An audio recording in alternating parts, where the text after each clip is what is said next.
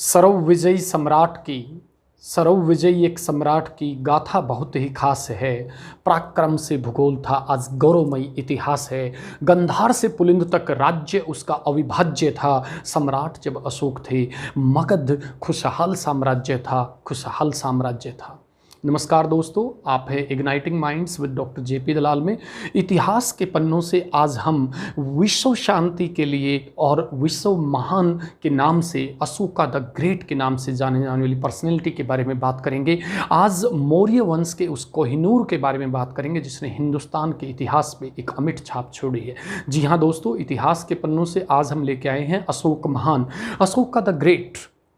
दोस्तों, आपको जानना पड़ेगा कि 321 बीसी, आज से लगभग 2300 साल पहले मौर्य वंश की स्थापना हुई। चंद्रगुप्त मौर्य पहले राजा बने।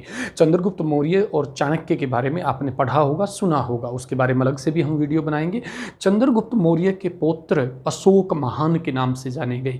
261 बीसी का आपने कलिंग का युद्ध भी बहुत पढ़ा होगा, सुना होगा। आज हम इन्हीं विषयों पर डिस्कस करेंगे कि अशोक को अशोक महान क्यों कहा जाता है, ऐसे कौन से कार्य थे जिसके द्वारा ये सिद्ध हुआ कि अशोक एक महान राजा था। दोस्तों, 1830 के दौर में जेम्स प्रिंसिप जो है, उन्होंने यहाँ पे ब्राह्मी और खरोष्टी जो लिपि थी, स्क्रिप्ट थी ब्राह्मी और खरोष्टी, उसका मीनिंग निकाला एग्जैक्ट, और उस मीनिंग से निकल के आया कि एक राजा था जिसका नाम अशोक था। ये बहुत सारी जगह मिला, उसके साथ साथ पियदसी, उसके साथ साथ देवनाम पिय, इन अलग अलग नामों से इस राजा को जाना जाता था।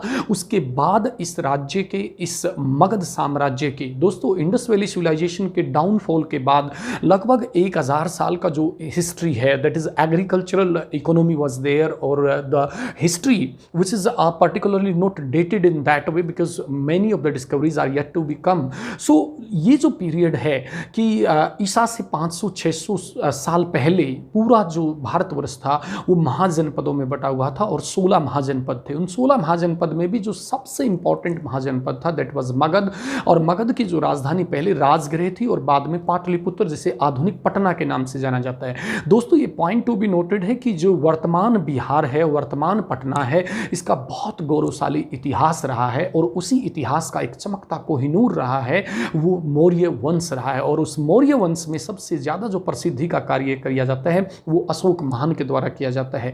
दोस्तों, अशोक ने अपने कार्यों के द्वारा, अपनी फिलॉसफी के द्वारा, जैसे मैंने बताया कि 268 से 233 जो बीसी है वो उसका पीरियड माना जाता है। ये इसमें थोड़ा सा 4 वर्ष का एक डिफरेंस भी आता है, कई बुक्स में इसको 272 भी माना गया है, लेकिन कुल मिला के 13वें एडिक्ट में ये लिखा हुआ है कि जो उसके अभिलेख मिले हैं, जो स्टोन के अभिलेख मिले हैं अलग अलग जगह पे, जो रिकॉर्ड मिला है, उन रिकॉर्ड से जो हिस्ट्री निकल के आती है उसके हिसाब से 261 बीसी में कलिंग का जो युद्ध होता है, जो मॉडर्न उड़ीसा है, उससे लेके वो जो कलिंग का युद्ध है और उसमें लाखों लोग जो मारे जाते हैं, किस प्रकार से अशोक का एक हृदय परिवर्तन होता है, और उसे लगता है कि ये युद्ध जो है, this is not the ultimate aim of the human civilization, और यहाँ से वो डाइवर्ट होते हैं, और उसके 1 साल बाद मतलब 260 बीसी में बौद्ध धर्म को अपना लेते हैं। मैंने कहा कि युद्ध और बुद्ध दोनों ही कलाओं में पारंगत ये जो राजा था अशोक, इसे अशोक महान की संज्ञा इसीलिए दी गई क्योंकि इसने अपने जीवन काल में, इन्होंने वो सारे घटनाक्रम देखे, वो सारी विजय देखे, वो सारे, जब वो गवर्नर थे तक्षशिला में, उज्जैनी में, दोस्तों 5 सेंटर थे, पाटलिपुत्र, तक्षशिला, उज्जैनी, तौसली व सूर्णगिरी, जिसमें से पाटलिपुत्र पॉलिटिकल पावर के लिए प्रसिद्ध था, तक्षशिला और उज्जैनी वो लॉन्ग ट्रेड जो था उसके लिए फेमस थे, और सूर्णगिरी गोल्ड के लिए फेमस था, जो कोलार की माइंस कर्नाटक में आज भी हैं।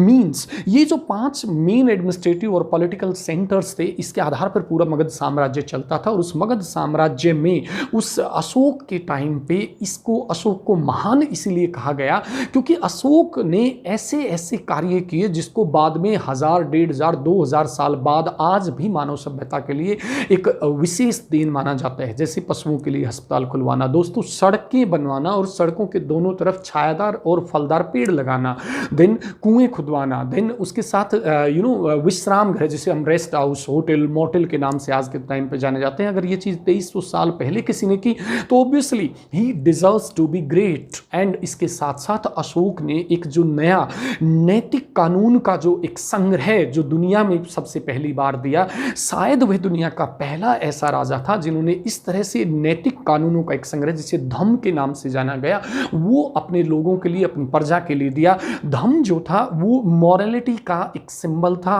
How to lead a satisfactory life. This was the essence of Dhamma. और वो जो धम्म के प्रचार के लिए, प्रसार के लिए और बौद्ध धर्म के प्रचार प्रसार के लिए अशोक ने अपनी बेटी संघमित्रा और बेटे महेंद्र को भी श्रीलंका में भेजा। बौद्ध धर्म अशोका की जो तीसरी काउंसिल थी उसको गठित करने के बाद बौद्ध धर्म पूरी दुनिया में फैला। ये क्वेश्चन अलग से भी आता है कि किस तरह से जैन धर्म कन्फाइंड टू इंडिया और बौद्ध धर्म spread to the other parts of world. This was the reason because king Ashoka he took special steps for the spread of Buddhism world wide. दोस्तों अब इसके आगे हम बात करते हैं कि अलग अलग शिलालेख मिले हैं हमें जो मौर्य साम्राज्य के जो मुख्य सोर्सेज हैं वो शिलालेख हैं, साहित्य है जैन और बौद्ध धर्म का, विदेशी साहित्य है, पुरातत्विक है, कला है, मुद्रा है। इन सब से हमें पूरे मौर्य साम्राज्य के बारे में पता लगता है और अशोक के बारे में पता लगता है। दोस्तों अशोक की माँ का जो नाम था, माता जो उनकी थी वो सुभद्रांगी और इनके बेटे का तीवर नाम से जाना जाता है। बहुत जगह आपने पढ़ा होगा अशोक ने अपने बहुत भाई बहनों को मारा, ऐसी ये काल्पनिक बातें हैं। श्रीलंकन हिस्ट्री से ये बातें आई हैं क्योंकि वहां पे ये प्रूव किया गया कि समहाउ कि अशोका ने जब बुद्धिज्म अडॉप्ट किया तो उससे पहले वो हिंसक रहा। इस तरह का एक बैकग्राउंड कि किस तरह से वो कन्वर्ट होने के बाद ही बिकेम आइडल एटसेट्रा। लेकिन इसको एक यूनिवर्सल एक्सेप्टेंस इस आइडिया को नहीं है। इसलिए मैं आपको बताऊं कि इस तरह का तो जिक्र है इतिहास में कि उसके बहुत सारे भाई बहन थे, लेकिन इस तरह का कि उसने अपने 99 भाइयों को मार दिया और something like that one, this is a false part of history, this is not the real history.